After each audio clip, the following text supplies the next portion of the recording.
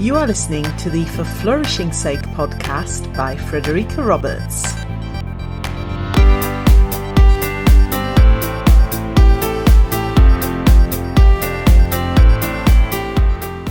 Welcome to episode 49. This is the third of the extended podcast episodes over the next few weeks, where you will be able to listen to the replays of the For Flourishing's Sake book launch events. Today I bring you the first half of the second panel discussion of the book launch extravaganza. This panel was recorded live on the 18th of June, the day that the Kindle edition of For Flourishing's Sake was published. I chaired the panel myself, and the panellists were Flora Barton, Headteacher at Crowmarsh, Gifford, Church of England Primary School, Kelly Hannaghan, Mental Health and Wellbeing Consultant, Patrick Ottley-O'Connor, Education Consultant, Leadership Coach and Headteacher, and also at the time Executive Principal at North Liverpool Academy, and finally Rebecca Tigue, Head of School at the University of Birmingham School. In this first half of the panel discussion, the panellists shared their definitions of positive education, character education, or well-being in education, exploring also the different terminology used to describe many of our and their shared goals. They quickly moved on to some concrete examples of implementation in their schools, from specific staff well-being initiatives and their impacts, to whole school approaches and their effects on the entire school community, including parents. You can watch back all the panel video recordings at the forflourishingsake.com website, of course. And remember, the final panel discussion will take place on the 21st of August, the day that the For Flourishing's Sake paperback will come out. So that will be at 12:30 p.m. BST, so UK time, and that will be both on YouTube and also on Facebook. Watch this space. So let's get started with our panel discussion. I will start off by asking each of the panellists to introduce themselves and to tell us a little bit about what their thoughts are on what positive education is, or they might refer to it in their setting as character education, or they might refer to it as something completely different, in which case they can tell us what they refer to it as and what their understanding of it is, because as we found on the earlier panel today, there's a lot of divergence of vocabulary around this, but actually a lot of us are working towards the same thing. So it's really interesting to hear the different ways that we all describe it and what we mean by it all. So I will start off, if I may, by coming to you, Beck. And Beck is the head of school at the University of Birmingham School, one of the settings I've had the pleasure to actually look at as part of writing my book. I spent best part of a day looking around the school, which was awesome. So thank you for that. It was a brilliant experience. And I'll let Beck introduce herself and the school a bit more directly. Okay, so thanks very much for having me, Frederica. It's been a real pleasure to be involved with this project. Our school is unique in that it was set up by the University of Birmingham 5 years ago now, with the aim to have character education at its core. So very briefly, we have a taught, caught and sought curriculum where we offer the opportunity for pupils to learn the virtues they need to flourish and be really active, happy citizens as they grow up. So we teach compassion, gratitude, kindness, courage, and hope that they take those all on board and make wise choices as they grow up. Thank you so much. Oh, I don't think I'm on screen. Oh, yes, you can hear me. You just can't see me. All right. Thank you so much for that. That's brilliant. And already I can see some of the similarities between what we talk about when we talk about positive psychology and positive education and character education, because some of the stuff you're talking about there, gratitude, etc., is so prominent across the sort of well-being arena. So I'll go to Kelly next on the same question. So if you'd like to introduce yourself and say what it is that you call what we do, and what your understanding of it is. Hi Fred, and thank you for inviting me to be part of this panel discussion today, and for also including us as a positive case study within For Flourishing's Sake. For me, positive education started when my journey started at Lesness Heath, and that's part of the Primary First Trust. And that was 4 years ago. I was brought into the school as a service provider because the school was in a state of being placed into special measures by Ofsted So I was delighted to be working alongside an incredible head teacher, O'Connor, and the alignment of our belief in positive education being at the forefront and the foundation for promoting positive happiness and wellbeing within education. I think it's really important to have space to see a decrease in poor mental health for young people and giving them the opportunity to flourish. And we were delighted to be recognised by the Department for Education for our work in wellbeing, and also our Ofsted grading recently was that we were outstanding for our personal development. So we've got the evidence to show that placing wellbeing at the heart of education really does make a difference for stakeholders. Fantastic. Thank you so much. And that's such an important point, because I'm sure we'll come back to this, but there's a lot of debate around, should we be talking about well-being? Shouldn't it all be about academics? What's the balance, etc.? And is it one to the detriment of the other? And actually what you've just shown there is that obviously one feeds the other rather than detracts from it, which is really important. And of course, Lesness Heath is also one of the schools where I've been. I didn't actually come to look around for the book. I came much later, didn't I? But I have had the pleasure of being there and working with staff there on action research into positive and character education and other related matters, which has been great fun. So fabulous school. Unfortunately, because I was working with staff, I didn't actually see it with the kids in situ at the time, but it was still, you could feel that atmosphere in the staff as well, which was brilliant. And I'll come to you, Patrick, now, if I may. Hello, again, thanks for having me here today. It's great to join you all. My name is Patrick Ottley-O'Connor. I'm currently Executive Principal within North Liverpool Academy, obviously in Liverpool.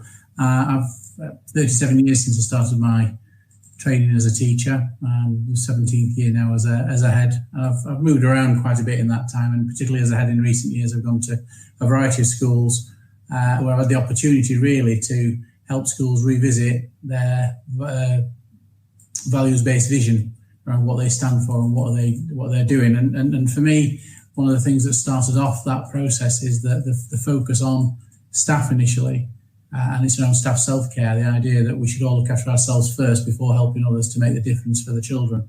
And within that then, making sure the staff are flourishing and rolling that down into all of the curriculum, the pastoral and academic curriculum, to make sure that at each aspect we're getting children ready for those next steps in life so they can flourish in life. Thank you very much. And one of the things I know, Patrick, is that obviously you do move around schools a lot in the work that you do as a almost like a roaming head teacher who goes and so you've seen a lot of schools, and I think it'll be really interesting to hear your viewpoints as well, having been in a lot of different schools and having done a lot of this work in those different settings. You, like all the other panellists, can probably talk a lot about the leadership aspects of what we're doing as well, which I think is really important.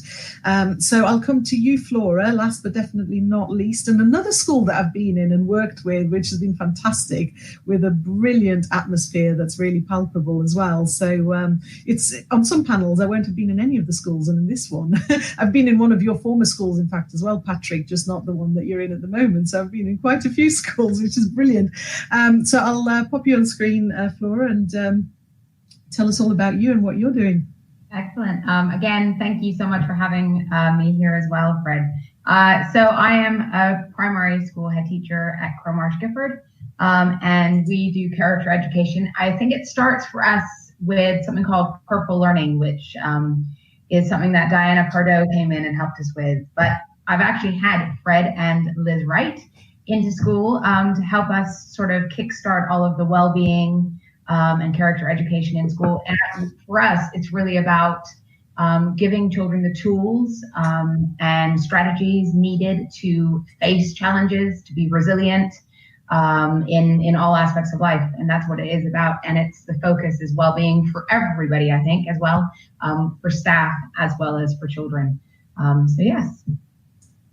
Thank you very much for that. And yes, absolutely. There was a common theme there, actually, I think, about the sort of the well-being for everybody, and that it's not just about the kids either when we're talking about character education, about positive education. And that's a really important aspect. So maybe we can go to that as one of our first themes, really. Can you give us some examples? So moving to the how to, the bringing this to life, of some of the stuff that you do that really supports the staff well-being. And on that one, I'll come to you, Flora, to start with, because I can remember quite clearly some of the stuff that you've told me that you were doing that I think the audience would really like to hear about. So over to you. Okay, so staff well-being, I think obviously we always say everything starts with children, but also with the staff. I passionately believe that if you have passionate teachers who, I joke with them, I say, I want you guys dancing into school in the mornings, and honestly, I do, because teachers and staff who are passionate about coming to school will immediately engage the children and create passionate learners. So we have lots of strategies in place, but it's really just simple. It's about taking care of the staff. It's about making sure that they realize that you are taking care of their well-being, and it's all about making sure that their workload is looked at. One of our key questions when we make any decision in school is how is it going to impact the workload of teachers? And if it's not a positive impact, we don't do it. And so one of the things that I said in my first staff meeting with staff was, we're going to make sure that you all leave twice a week at 4:15 with nothing in your hands. They all looked at me kind of like, what? Everything was about making sure that could happen. So twice a week, 4:15, everyone leaves, nothing in their hands. And it's about making sure that remains a possibility and that people have a life outside of school. That's the focus. Fantastic. And I remember when you told me about that, leaving with nothing in your hands, it sounds like such a far-fetched idea, really, in education that should even be possible. And I think that's fantastic. And didn't you say as well you've had a well-being consultant come in and do some follow-up research on that, and you've had some really good results in terms of showing the impact of that? Yeah, absolutely. We've had a well-being survey every year since the first year I began. And that's increased every year. It increases. And she's come in and said she's never seen consistently 100% of staff saying how much they enjoy school. It's not just an agree, it's a strongly agree. And so she's done a case study into our school to sort of look at what approaches we're using, what strategies we're using to ensure that our staff are happy and that we put well-being at the center. Fantastic. Thank you for that. And I'd like to come to Patrick next, if I may, on that. Because I know when I spoke to you, Patrick, you were in a different school at the time, but you'd given me some really good examples from your current work at the time and previous schools of some of the stuff that you've done for staff well-being. And you quite often go into schools when there's issues happening and you go in to kind of resolve those issues. So it's quite you have a short space of time to have quite a big impact, sometimes 1 or 2 years. So can you share a bit of what you do?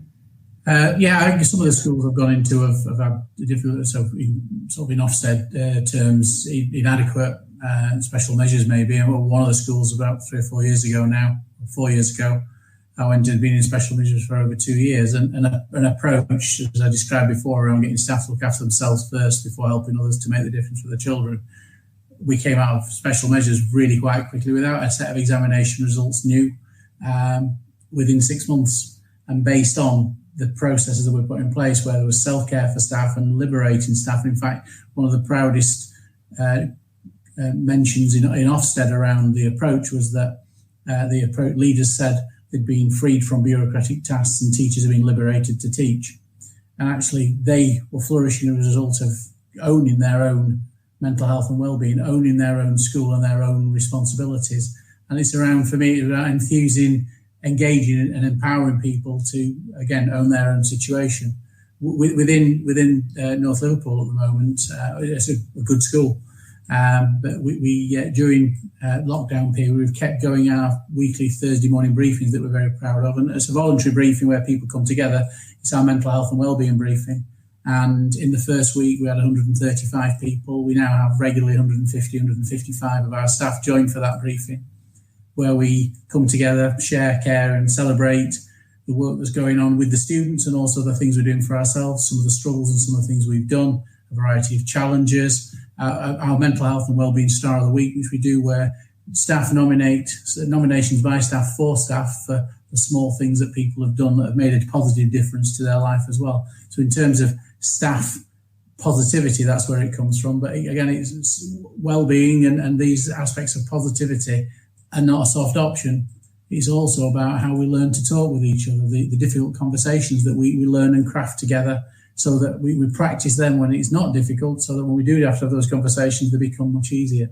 There's a whole variety of strategies that we've used to create that culture of positive mental health and well-being for colleagues. And again, how that then cascades down to the work we do with students. And when we talked, you gave so many examples really of some of the stuff, and it's sometimes really little things that make such a huge difference as you build them up and as you build them into the culture. And that is as well, because it's the same for students in that one person's well-being dream is another person's well-being nightmare. So it's not about doing the same things for each person, for each member of staff. It's not the same with students either, but finding out what's tangible and what people need.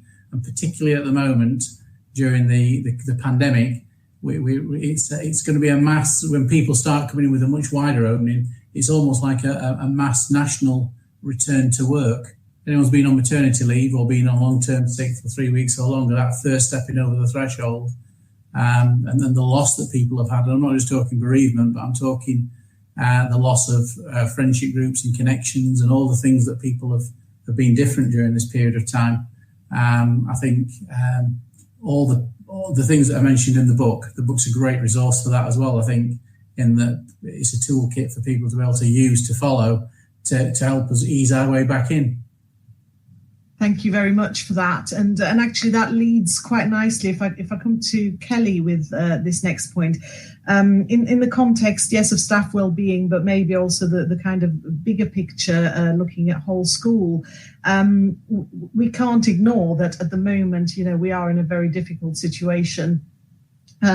Because we've got COVID-19 going on and the challenges that brings in terms of the actual real practicalities from a school's perspective, and also because of everything else that's been going on in the world in terms of the political context we find ourselves in, the Black Lives Matter movements, and the very real challenges that so many of our students, teachers and parents are experiencing right now, on top of the COVID-19 worries and fears and everything else that's coming together.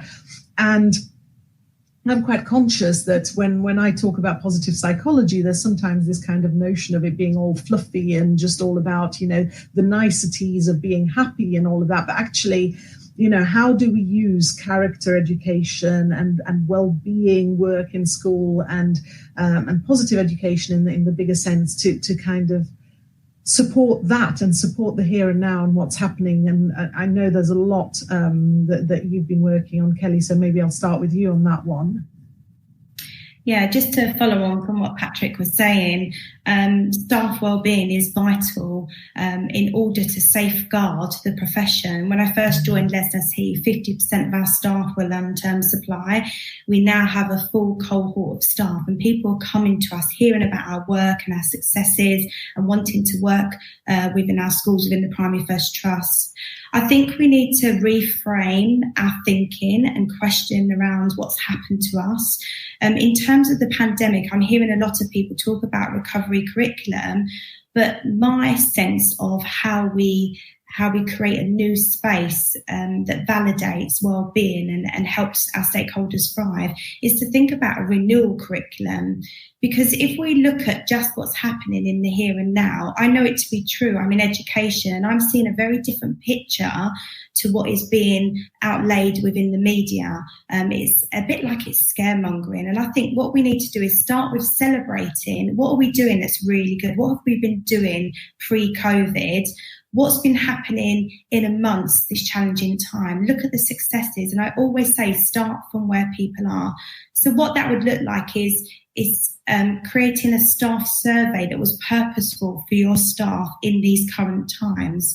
building teams of people. I had a change team of staff members who had a voice on wellbeing, making sure that your wellbeing offer is prescriptive to your environment. Each school has its own setting and its own unique set of needs. But I really do believe if you look after the staff, what that does is that creates happy, flourishing children and happy, flourishing parents, because parents want to send their children to school where teachers are happy. And I think that's where we need to start. It's opening up conversations, releasing the stigma around mental health and wellbeing.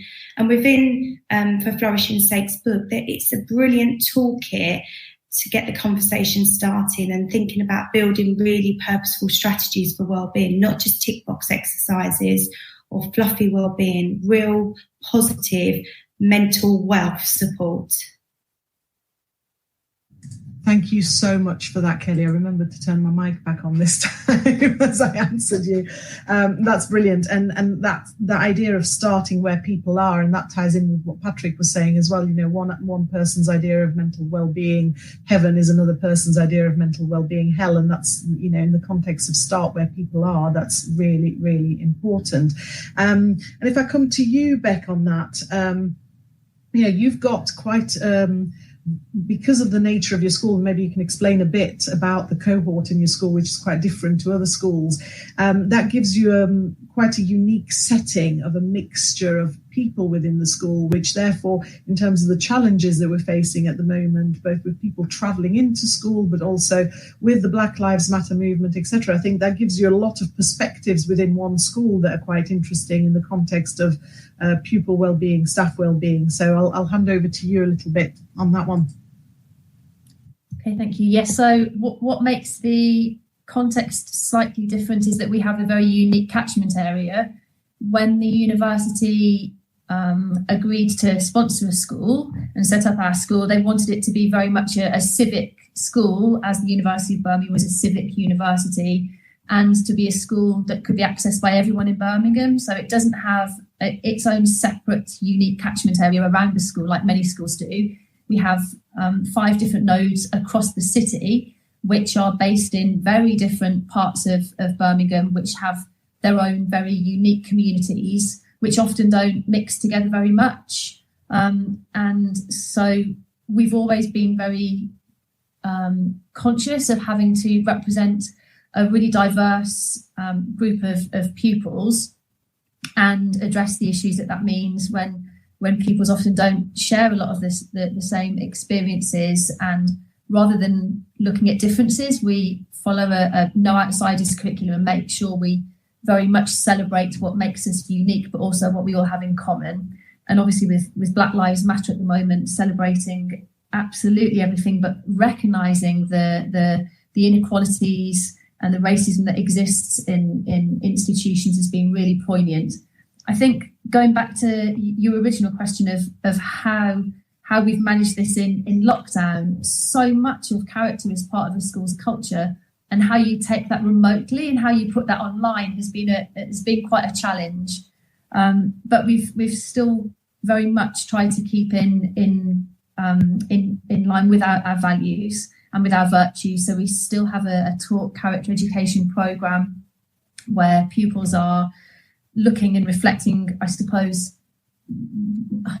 within a context of what's happening now, but at heroes, at people who are really making a difference, at people who are challenging the status quo and protesting peacefully to really make a difference to the world, whilst also checking in with staff very regularly. And I love the point that you made before about meeting people where they are. So parents are all finding this very different. And I think there's a lot of successes. We do, as we've said, have to celebrate how resilient pupils have been and just how brilliantly parents and carers have managed this. But again, understand that there's a lot of people that really are finding this quite tricky, and how we bring that all back in through a curriculum of compassion and honesty and courage is really important in the future. Thank you so much for that. And there's so much in there to unpack. And that idea of compassion and courage as well. I'll come to you next, Flora. And if you can kind of think obviously about the context we're talking about in terms of, yes, how do we manage the current challenges, but also brings to mind some of the stuff you told me in more general terms as well about your school and the Purple Learning, and courage really springs to mind. And if you're happy to share the story that you shared from a book, there was that brilliant story that you shared with me about your academic experience there in terms of courage as well, and also how some of that impacts then on not just the children and the staff but the parents as well, which I thought was really interesting. Oops, had to unmute. Yes, so Purple Learning is it's been brilliant actually, especially for this time of online learning, because Purple Learning is all about creating independent learners, children who are ready to be lifelong learners, children who are ready to leave primary school, ready for whatever challenges lie ahead of them. And it is about giving children the skills and strategies, again, to deal with challenge. And it's all about making mistakes, celebrating our mistakes, learning from our mistakes, and understanding the difference between silly mistakes and really good mistakes. And it's about, making sure children understand resilience and perseverance. And the story that Fred's referring to is, I was starting to feel a bit like a fraud because we celebrate our mistakes. We celebrate the fact that, failure is only when we give up. And the children all can recite that in school. They say, failure is only when you give up. If you don't give up, if you keep on going, you will eventually get your goals, reach your goals, as long as you work hard and put in the effort. And I felt a bit of a fraud actually at school, because when I first began my headship, I had just submitted a dissertation for my master's. I knew it wasn't great, but I actually did fail it. I failed my master's, my first one, and I then redid it 2 years into being head teacher, and then got a distinction. And it was all about something in our school called Learning Detectives, which is again about Purple Learning.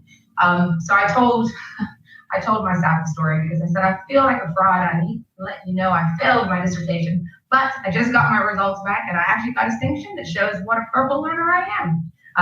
It was about, facing the challenge, putting in the hard work, persevering, and not giving up. That was my story.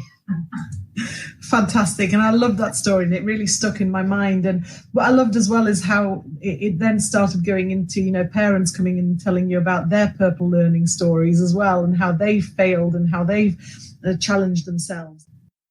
Thank you for tuning in to the For Flourishing's Sake podcast. If you found this episode useful, please give it a 5-star rating on iTunes to help it reach more people, and please spread the word. Also, if you haven't already, remember to subscribe so you'll never miss an episode. For Flourishing's Sake is available on iTunes, Apple Podcasts, Spotify, Google Podcasts, and Deezer. The book by the same name came out on Kindle on the 18th of June and will be out on paperback on the 21st of August. You'll find it on all the major online book retailer sites. It's jam-packed with evidence-based strategies for whole school positive education, with case study examples from a wide range of schools from around the world. So why not order your Kindle copy now, or pre-order your paperback so you'll receive it as soon as it's published. If you'd like to get in touch with questions or comments, or to contribute to a future episode, please contact me via Twitter @FlourishingEd. You can also leave comments on individual episode pages on the forflourishingsake.com website. I look forward to hearing from you, and until next time, for flourishing's sake, have a great week.